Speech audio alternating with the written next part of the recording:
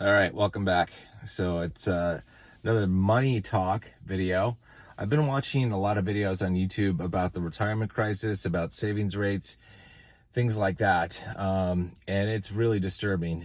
I had started watching videos like this a couple years ago, and I used videos like, homeless or senior poverty to keep me motivated to invest, because I never want to end up in a situation like what I see on YouTube. So if you ever are lacking motivation to invest and save money, then you should watch senior poverty, senior homelessness videos on YouTube. That will change your opinion real fast. It'll get you motivated real fast. I would also encourage you to take a look at videos where people talk about retirement issues. People's savings rates, or the total 401k balances, because I look at that stuff and it just causes like alarm bells to go off in my head with everything that's going on. And it surprises me why people, A, don't save more or invest more, and B, why don't people take a look at cryptocurrency to help with their investments. Now, none of this video is financial advice whatsoever. I'm not a financial advisor. I'm just a dude in my Jeep. Standard disclaimer, right? But I look at the retirement crisis and I go, man, okay, it's one thing, if people haven't saved enough, they're really in a bad spot heading into retirement. There's nothing you can do basically when you enter retirement, because people's ability to save really comes from them having a job. And once you enter retirement, you don't have a job anymore. You don't have a stream of income that can support you. So you've got to do it well in advance of retirement age, and people just aren't saving much. They're like living for today. They're like maxed out with credit cards, with like mortgages, with car loans, with all this stuff. They want to go travel and do all this flashy stuff, and it's that's fine and dandy in the short term, but in the long term it burns you, and then you end up in a situation where you don't have much, you don't have what you need, you don't have what you want heading into retirement. It can really sandbag people. This is a huge issue, and it's a big topic, actually, the retirement crisis. But I wanted to talk about this in relation to cryptocurrency and how I think cryptocurrency can help solve a lot of issue with people in retirement. Now, if you're Gen Z, or you're a millennial, or you're a Gen X, you've got time, but time is on your side only while you act, right? For the crypto bull runs, here's the deal. Here's the way I look at the crypto bull runs. Like, I think the next crypto bull run is going to be great and provide for some great returns, and probably the one after that. But 2 or 3 bull runs out, we could end up in a situation where the returns that you get during the crypto bull runs aren't that phenomenal. They could be like nothing like what we've experienced in the past, just because as more people pile into cryptocurrency, those asset classes are going to get more stable. And we aren't going to see monumental increases in price. We'll see price increases, no doubt, but we're not going to see monumental. So you really have to take a look at your life and go, okay, if you've got 1 or 2 phenomenal bull cycles left, you need to get your butt in gear and take action. You make hay while the sun shines, right? You got to get that stuff done. And that's what I kind of look at for myself. Like I mean, I've got this goal, like I stated earlier, like I want to become a billionaire by the time I'm 65. And I think that would be cool. I think that would be fun. I don't need to be a billionaire at all. But I think it would be fun. But what I do need to do, and what I do prioritize on, is nailing down everything I need for my retirement. Now, fortunately, I've worked for a number of years to get to a point where I have passive income now coming from my dividend ETFs and dividend stocks, where it covers all the expenses that I need to cover, right? Those are all taken care of right now with passive streams of income that are coming in. And that's awesome. That was a huge thing for me. I'm going to, this following bull run, that it will shore up, it will finish whatever I need to do to go beyond that, so I can achieve passive cash flow streams to achieve not only what I need to cover, but what I want to cover in the life that I want to have in retirement. And I'm a long ways away from retirement, but I'll tell you what, I'm not waiting to the last minute to try to button things up. I'm getting things buttoned up now. Make hay while the sun shines. And that way, if I nail that thing down, in 2 years, if I've got that all nailed down, then everything else is just like icing on the cake. Everything else is icing on the cake. So you really need to take action and just get get your butt into gear. Like if you haven't gone into cryptocurrency, like really take a look at it and consider doing that. And also, for those of you in cryptocurrency, like I talked about this in a previous video, like, when you make your first million, you're probably going to want to spend the money on a bunch of shit. You're going to want to pay off debt. You're going to want to go on vacation. You're going to want to do all this kind of stuff. And that's all fine and good and dandy, but you need to take a portion, and a good portion of that, and put it into savings and long-term investments, things like passive cash flowing assets, like dividend ETFs and dividend stocks that provide a stream of income for you going on. This whole, it's like, I have, it's not that I have zero faith that Social Security isn't going to be around. It's just, I'm probably not going to be able to get Social Security because I'm going to have, my income stream is going to be too high, and they're going to say, you're not eligible for Social Security. You don't get anything because you're making too much money. That's fine and dandy by me. It irritates me that I've had to pay in for Social Security through all these years, but whatever. But it'll be there. It's just that it's not gonna get very much. I mean, I forget what the average Social Security check is. It's something like $1,500 or something like that, or maybe it's a little bit higher. But like, that isn't anything to live on. You can't live on that. Like, you cannot live on that, not have a very good life. You've got to have your own assets, and you can't. Most people, like the average 401k balances, or the median values, it was something like $80,000 or something like that. I've had a lot of numbers in my head, so I could be way off. So research this yourself. But like the median numbers were just like super low, because it's like, if you look at the amount of cash that people typically require in retirement, like, they're going to suck that retirement savings away, that 401k savings away, in just a couple of years. And then it's gone. And then the only thing they have left is Social Security, which isn't going to pay for anything. So my advice to you, as a non-advisor, I'm not a financial advisor, but my advice to you, this is my opinion, is that you need to get your butt in gear and take a look at how you make maximum moolah, maximum money, maximum funds, to ensure that you have passive cash flowing assets. Now, if you're a real estate person, hey, then do it in real estate. That's cool. I don't want real estate. I don't want renters and problems and stuff like that. I would recommend passive cash flowing stocks and ETFs, and get enough dividends in there where you are covering.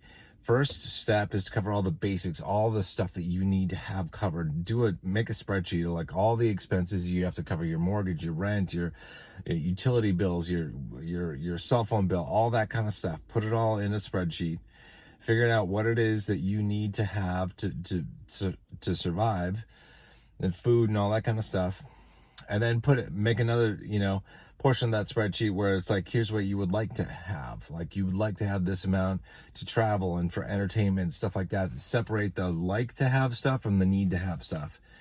And the first thing you need to do in investing is make sure that you tackle and get passive cash flow from dividend ETFs, dividend stocks, or real estate, or something else that provides passive cash flow. You need to be able to cover like the things that you need to be covered. Once you do that, then you work on the things that you would like to have covered, and then build in some padding. Like for me, when I'm going to have like I'm going to be generating twice as much money as I need and as I want. So like say I need $100,000 and I want another 150. I'm going to be making sure I bring in $300,000. Like, that's just after taxes, because dividends are taxed. Like if they're qualified dividends are taxed at pretty good tax rates. Well, not pretty good. Nothing's pretty good. I don't want to pay taxes on anything, but lower tax rates than non-qualified dividends. But some higher yielding ETFs that are out there, those are non-qualified dividends, or distributions. So you're going to be taxed at normal income rates. So you have to figure out maximum tax rates that you're going to pay at the federal, state, and local level, and figure out what's going to be going out to pay taxes, and what you're left with. And what you're left with, in my opinion, should be twice what you think you need and want. Twice. Because that way you can account for market downturns and recessions and not get burned. So you need to get to work. If you haven't done this, make a spreadsheet, make a list, figure out the money that you would need, all the different things, all the healthcare insurance, food, gas, insurance, all that kind of stuff. It's all got to be there. And then those are the things you have to have. And then make a list of the things that you want to have, and then start moving on it. Like it's more difficult if you're just trying to save, just trying to stick money in a bank account or stick money in like a 401k that isn't doing a whole lot for you.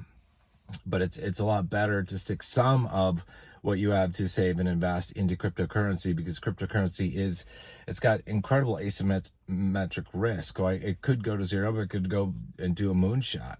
And it has a much better performance than pretty much any other asset class. And I think that's been proven over the past 10 years or so, that it's the best asset class for gains. So I think crypto should be something on everyone's plate. And I think the earlier, if you're in your 20s or your 30s, there's no reason to delay taking action on this stuff. Like, why not right now start working on your nest egg?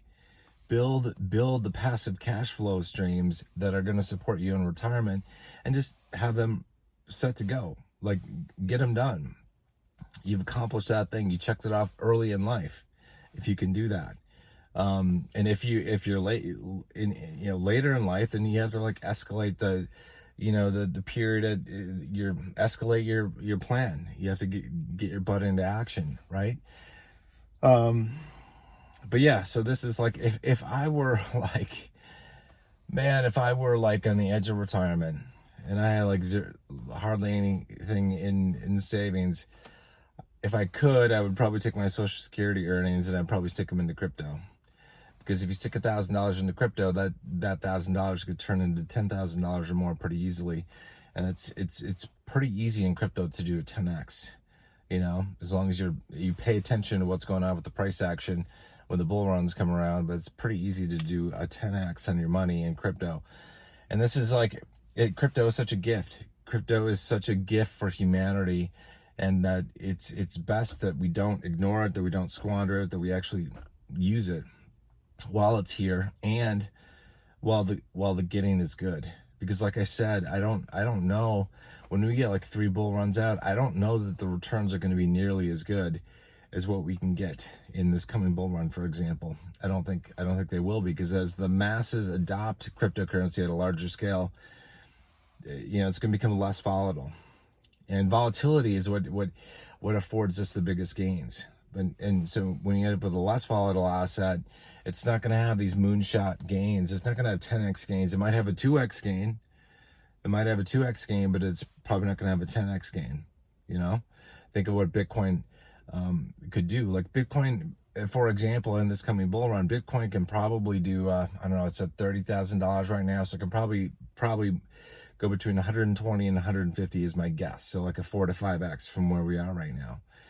So that's still pretty good, the 4 to 5x in Bitcoin, right? But when we're a couple bull cycles out, man, you'll be lucky, I think, for Bitcoin to double in value during a bull run.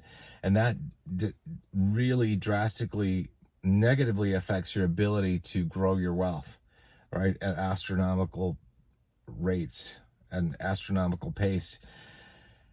So anyway, that's it. That's my rant on retirement crisis and cryptocurrency. If you haven't watched videos on the retirement crisis, search YouTube for retirement crisis. Search YouTube for senior poverty and senior homelessness. And let that be your motivation to get your butt in gear, if you already aren't in gear, to really get to work and build your nest. Build the golden gooses, that produce the golden eggs. So once you sell your crypto, rotate those profits into passive cash flowing assets that are just going to support you for the rest of your life. Money. They don't talk about it in school, really. For the most part, they don't. And for the most part, our parents don't talk about money either. It's not because they don't want to. It's probably because they don't know a lot about it, or were never taught themselves.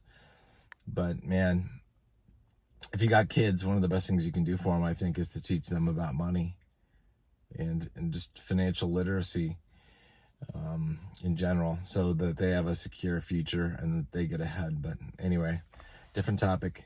I'm just trying to help save some retirement plans out there. Talking about crypto, and none of this, like I said, none of this at all is financial advice. I'm not a financial advisor. I'm not a whatever advisor. I'm just a dude in my Jeep trying to be helpful. See you guys in the next one. Take care.